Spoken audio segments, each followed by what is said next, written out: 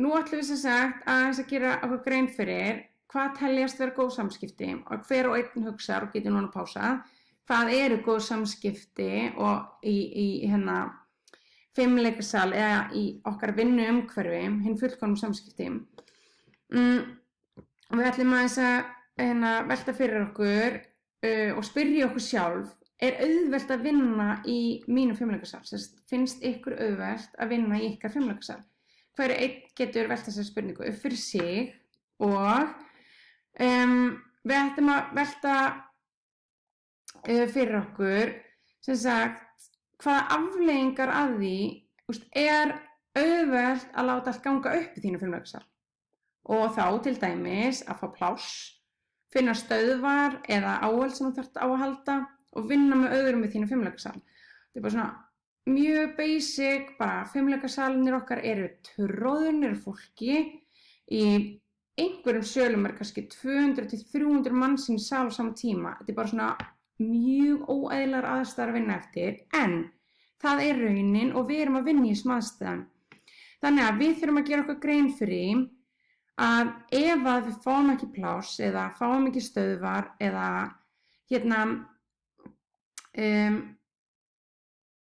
eigum erfiðleikum með að vinna með öðrum í salnum, hvaða afleiðingar hefur það? Veldur það erjum eða fólk að hjálpast það? Og hver bara menningin í okkar samfélagi, í okkar félagi? Og svo stór spurningin, ef þess þarf, hægt að breyta menningunni til hins betra? Það bara the big question.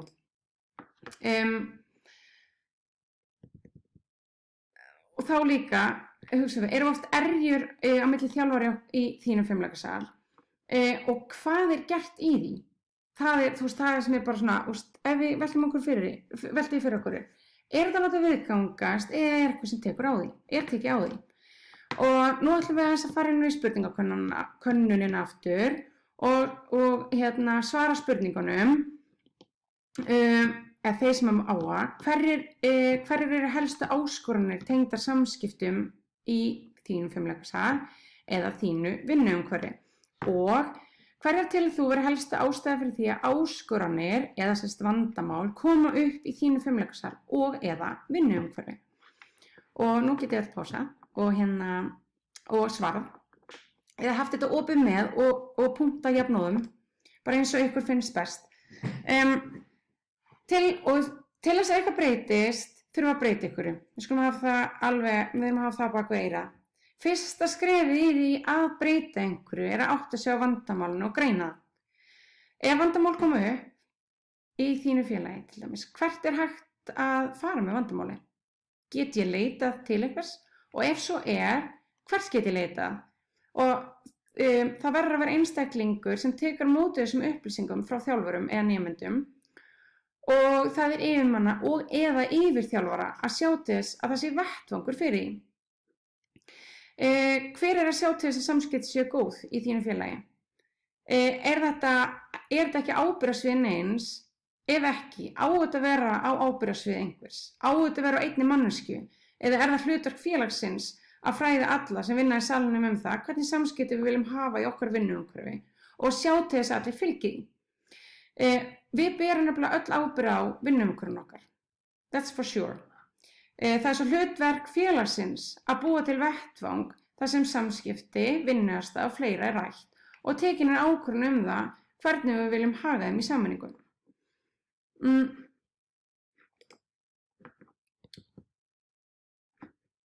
Teljið þið að þjálfarar í ykkar félagi geti leitað til annar þjálfara til að fá ráð? Nú geta allir hugsa fyrir sig. Og haldið þið að allir treysti sig til þess að spyrja til dæmis. Þetta vandamál hefur oft komið upp í félögum. Eru þjálfarar til dæmis að upplifa sig verið að stela æfingum að þeim, skilji, sem heyrt þetta, sem á ekki herma eða gera eins og hinir þjálfararnir, þora þeir í lægri stéttum að spyrja þá í efri stéttum, skilji, leiðbeina þeir sem fá meiri reynslu, þeim sem hafa minni reynslu, og eða erum við með þannig samfélag?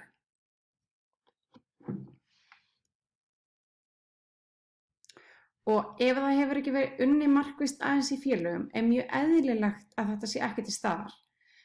Þannig að, og það er engum að kenna neitt svoleiðis, heldur erum við bara núna komin á þann stað að okkur langar að adressa þetta og markvisst að átta okkur á, sem sagt, til vettfangur í okkar félagi þar sem þetta getur átt sér stað. Ef til dæmis sumir í salnum eru leiðilegir við aðra eða leyfa ekki öðrum að nýta sínar æfingar, nýta vinna með öðrum, er það lagi? Samþykkjum við það bara með því að hugsa að segja, þú veist, þetta er bara hann, skilur við að hún, þetta er bara svona. Eða ef við samþykkjum það, erum við leiðinni að menga vinnuumhverfið? Eða þarf sá sem er ráðinn í hlutverki yfirþjálfara að stíga inn í og gera eitthvað í málunum. Sinna sinni vinnu og þá komum við að því, næsta glæra, er það í starfslýsingu yfirþjálfara að tækla svona mál? Eða er það hlutverk annarra? Eða hefur mögulega enginn þetta hlutverk og þess vegna er svona erfitt að takast á við þetta? Og þetta er bara staðan á mjög mörgum stöðum. Það hefur enginn endilega þetta er ekki mitt hlutverk, skilji. Og þeir sem kannski hafa þetta hlutverk er að drukkna í öðru og hafa bara ekki tíma til að sinna þessu. Þá þurfum við að vera að byrja á því að átta okkur á líka bara í félaginu er skýrt í þínu félagi hvers ætlast til af þjálfurum. Og þetta á við aðra þjálfara í öðrum hlutverkum, bæði við þjálfara krílhópa, grunn- og framhaldshópa, kjarnshópa, parkour, þjálfara FFA og svo framvegis. Vita allir sín hlutverk og til hvers ætlast að þeim og endilega núna opnið spurningakönnunina og svariði ef þið teljið hlutverk verið óskýr og eða hafið hugmyndalaust til þess að gera hlutverkin skýrari. Ef við höldum áfram að greina, hvernig er brugðist við ef þjálfarar fylgja ekki því sem ætlast til þeim? Er rætt við þá? Eru aðrir beðnir að láta vita ef einhver fylgir ekki reglum? Er litið fram hjá því? Skiptir máli hver það er sem brýtur regluna? Ef svo er, hvernig skilaboð sendir það til annar þjálfara? Og þurfa kannski sumir að fara eftir reglunum en aðrir ekki? Og hvernig samfélag býr það til og hvernig stemmingu í salnum og hvernig líður mér ef ég þarf að fara eftir reglum en aðrir ekki? Ef þið séu að leiða að lausna vandamálinu, séu vandamál, endilega svarið í spurningakönnuninni hvaða leiðir eða lausnir telur þú að hægt sé að fara til að búa til gott vinnuumhverfi milli þeirra sem vinna í þínum fimleikasal. Og ótrúlega mikilvægt að við fókusum ekki bara á það sem er heldur líka á hvernig við getum bætt það. Og ef við höldum áfram að greina samskiptin aðeins betur, eru yfirþjálfarar með skýr hlutverki í eitthvað félagi sem vorum að ræða hérna, hvers ætlast til af þeim. Þjálfarar ættu að geta nýtt yfirþjálfara og þetta ekki við öll félög þar sem yfirþjálfari getur við til dæmis í öðru starfi eða hans hlutverk getur verið skilgreint sem svo hann sinni bara ákveðnum málum með við tímafjölda sem hann fær borga á viku og það er mjög eðlilegt.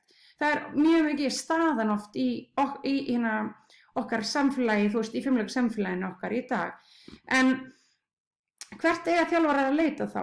Og hver stýrir, hver leiðbeinir og hver er í raun og veru bara fyrirliðinn. Ég geri mér alveg grein fyrir því að ekki allir hafa tíma í þetta allt saman. En gæti það mögulega reynst félaginu gott að leggja áherslu á þessa hluti.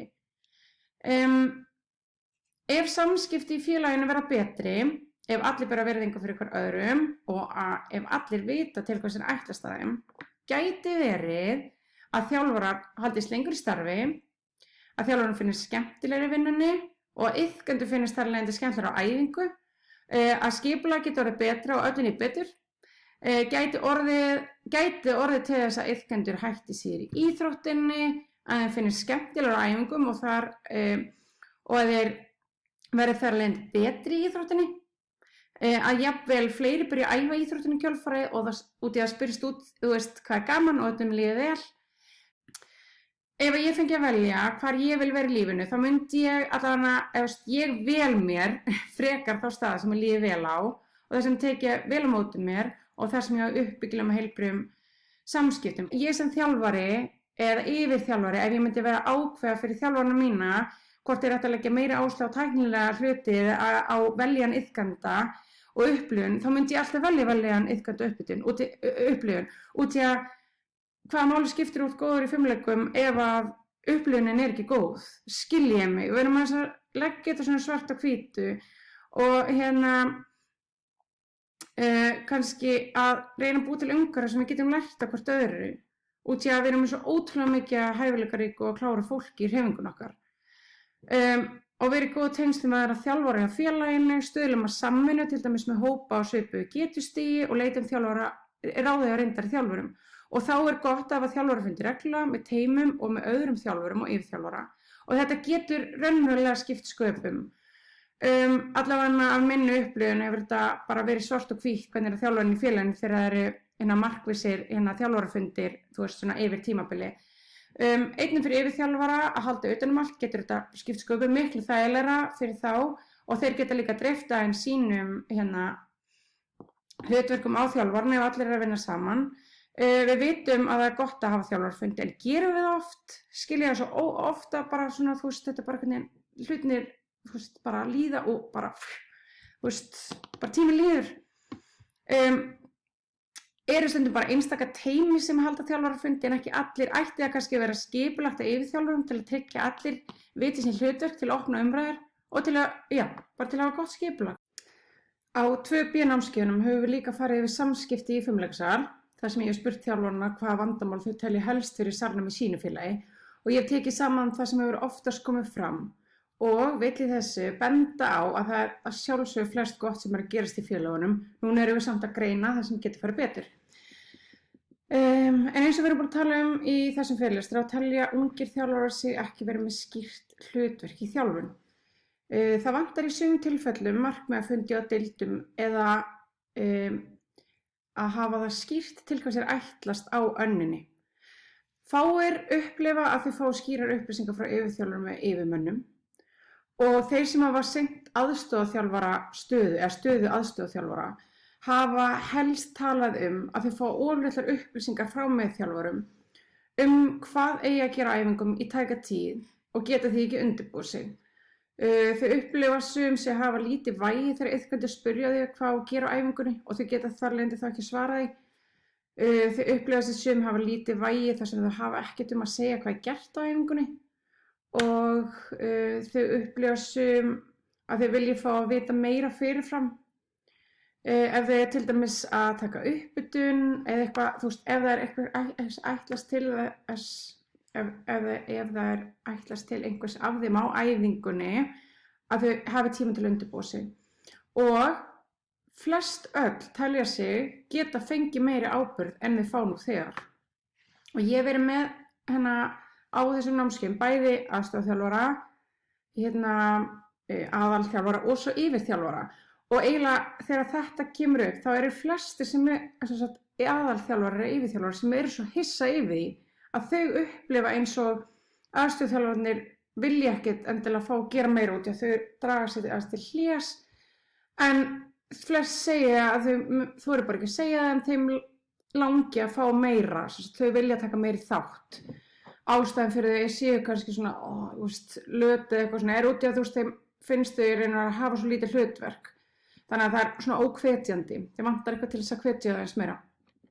Þetta ógeðslega gott að hafa bara á bakvið eyrað út í að, þú veist, ef að þetta það eina til þess að fá þau til þess að líða vel eða virkja þau meiri þjálfun, þú veist, þá þetta svo easy. Þjálfarar, ef við höldum áfram með upplifun á námskeiðunum, þá sögðust margir hverjir upplifa þeir þjálfarar sem þjálfa afrekshópa svona stjórn í salnum, þau eiga bara salinn, hinir eru bara svona aukaða fyrir. Margir hverjir telja sig ekki geta sagt frá ef þeim finnst brotið á sér og finnst þau þar leiðandi ekki hafa neina rödd í salnum. Þegar ég spyr þau af hverju menningin sé svona í salnum þá svara þau oftast bara svona, þetta er bara svona. Þau upplifa sig ekkert að gera í því að samskiptin séu slæm, skilji, þetta sé bara að fara að vera svona. Og ekki þau geti raun og veru haft ykkur áhrif á að samskiptin verði betri. Mér finnst mjög áhugavert að heyra þetta og ég hugsaði bara svona, vá, ef ég geti komið þessum upplýsingum til félagana að með margt að þessu, þú veist, og þetta er vettvangunum, ég skeggja að geta komið sem upplýsingum áleiðis í raun og veru, allavega ef ég væri yfirþjálfari að stjórna félag, þá myndi ég vilja vita þetta, svo margt sem er svo ótrúlega auðvelt að bæta svo auðvitað, sem að bara, þú veist, ef maður veit það ekki, þá náttúrulega ekki hægt að bæta það, skiljið, þannig að það er bara, en ef samskipti eru ábótavön í ykkar félagi, mæli ég með að þetta sé skoða sérstaklega og tekið á því. Ég mæli einnig með því að skoða þetta sérstaklega ef samskipti eru góð og hafa þetta skýrt til þess að viðhalda góðum samskiptum. Og við vitum alveg að koma alltaf nýr inn í félög og við ætlum að halda þessu góða andrúmslofti sem við höfum eða góða verkaskiptingu. Þá verðum við kannski aðeins að setja hann niður og hafa það skýrt fyrir þá sem taka við eða svo framvegis. Líkt ég nefndi áðan, þá hafa góð samskipti þjálfara og annar í salnum mikið að gera varðandi upplifun iðkenda. Þau gera verkum að þjálfarar eru líklegir til að stoppa lengur við þjálfun sem er náttúrulega alltaf betra fyrir okkur og það eykur líkur á jákvæðum árangri þjálfara og iðkenda. Yey! Herði, út í það er svo auðvelt alltaf að segja eitthvað og þá vill maður náttúrulega reyna að koma með eitthvað svona til þess að setja í hendurnar á fólki, eitthvað svona verkfæri til þess að styðjast við. Það eru þetta fullt af leiðum sem er hægt að gera. Ég ætla bara lista upp nokkur dæmi hluti sem við getum að adressa þetta mál og byrja allan að koma okkur stað og það er sem að margir að nota núna í dag, svona samskiptasáttmáli sem er raun og veru allir setjast niður og það er rætt og haft mjög skýrt í upphafi annar hvernig samskipti við ætlum að hafa í salnum og oft er svona annarkvort bara yfirþjálfarnir eða þá bara allir eða deildirnar að fyrir eftir hvers félagin er stór þú veist að einhverjir hópar, einhverjir aðilar setjast niður saman og búið sér til hann samskiptasáttmála. Næsta er svo að hlutverk allra mjög skýr. Ekki gera ráð fyrir að allir viti það sem þið vitið. Margir hverjir búin að vera í salnum í bara mjög mörg ár og við getum ekki gert ráð fyrir að allir viti það sem við vitum eða það sem við höfum lært á leiðinni. Ekki gera ráð fyrir að neitt lesi hugsanir ykkar eða lesi hugsanir annara og opnum á umræður og hlustum á þjálfara í öllum hlutverkum. Sem sagt, mikilvægt að reyna að setjast niður með öllum, alveg líka þá sem að þjálfa krílahópa, aðstoðar, grunnhópa, keppnishópa, parkour, afrekshópa, FFA, hvað sem það er, fá að heyra rödd þeirra sem eru í salnum. Núna er þessi kafli búinn og ég mæli með að svara öllum spurningunum af spurningalistanum áður en við förum í næsta kafla sem eru siðareglur. Þannig að, sjáumst þar.